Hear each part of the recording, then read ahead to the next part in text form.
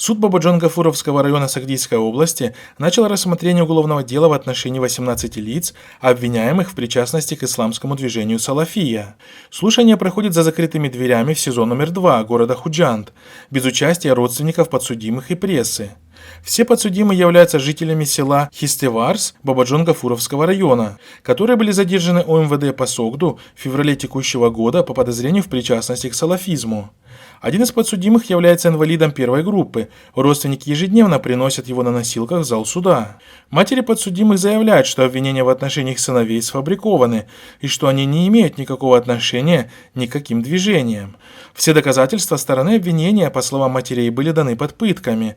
Один из подсудимых также дал показания в суде, что после ареста подписал признательные показания под пытками. Также родственники заявили, что адвокатов допустили к своим подзащитным только спустя 5 дней после задержания. суд ҳамавақт дар давраи шӯравиам ва имрӯзам он чизе ки прокурор мегуфт онро гӯш мекардам.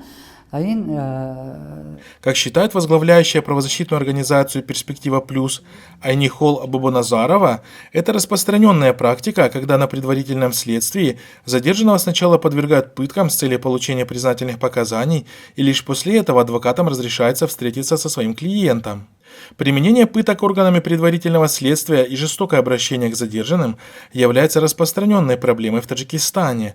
Только за первые 3 месяца 2017 года членами коалиции гражданского общества против пыток и безнаказанности в стране было зарегистрировано 38 обращений о применении насилия со стороны силовиков. В отношении пострадавших применялись физические пытки, избиения со связыванием ног и рук, пропускание тока через ногти на руках и в паховой части тела, побои в области головы и почек, обливание водой.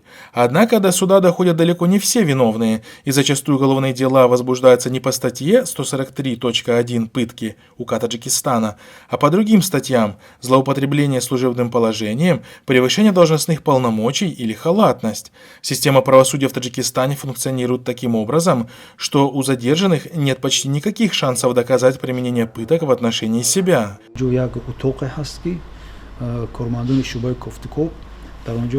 Правозащитники также критикуют и сам факт обвинения граждан страны в причастности к салафизму, словно это является каким-то преступлением.